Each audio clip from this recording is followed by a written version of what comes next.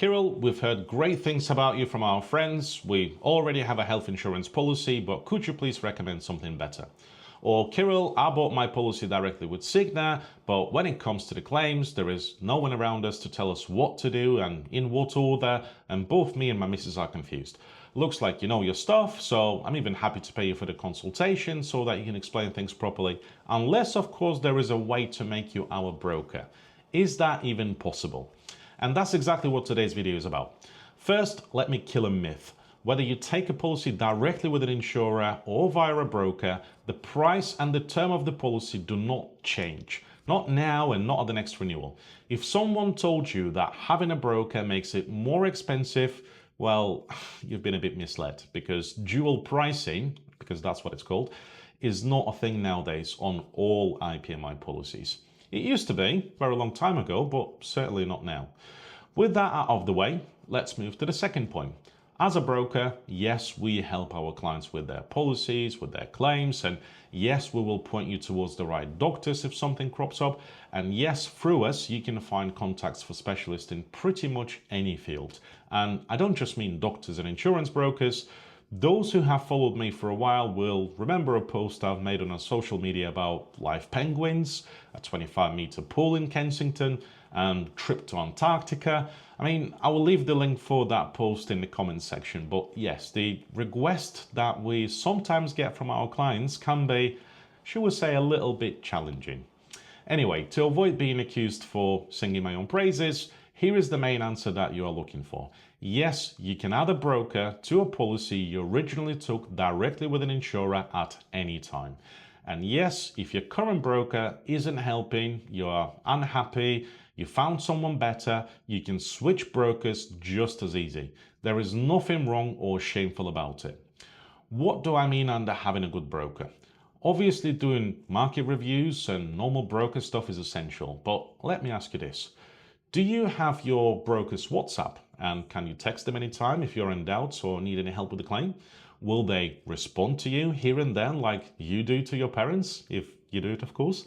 Are you often having a chit chat or meet for a coffee with them? Are you aware of their family status, recent holidays and so forth? Are they honest with you and don't try to switch you every single year from one insurer to another just to make a little bit more commission? What else do they do for you? I mean, the list of these questions can go on, and I'm not certainly saying that we are unique in this sense and we are the only broker in the world that you should have a policy with. No, I mean, there are some good ones out there. Not many though, but hey ho. Anyway, is it difficult to appoint a broker? Obviously not, it's dead easy. AMII came out years ago with one-page form that is recognized by all providers, and all you need to do is complete 2 little sections of that form in order to assign a broker. Once that's done, send it back to the broker and they will do the rest for you. The process normally takes 2 to 3 days and jobs are good. You have a right specialist on your side that you can turn into. Where is the catch and who pays that broker? That's also simple. The insurer pays the broker commission. For those of you that are very curious on consumer IPMI plans, it's usually between 15 to 25% of the net value of your policy, i.e. the total premium minus 12% tax.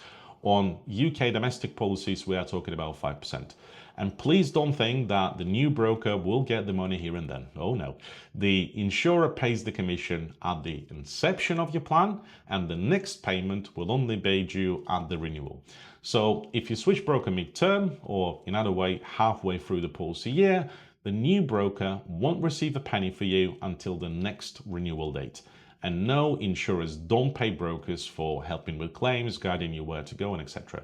So if after seeing this video or speaking with your friends, you've decided that you actually want to have a decent broker on your side, but you are far away from the renewal date and got loads and loads of questions, or want someone help with the claim, keep in mind that this new broker, whatever they will do for you, they are not getting a penny till your next renewal date.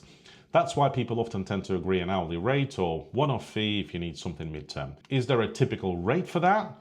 I mean, the honest answer, be prepared to pay roughly the same amount of money that you would normally pay a good solicitor, accountant, lawyer, or other high caliber professional.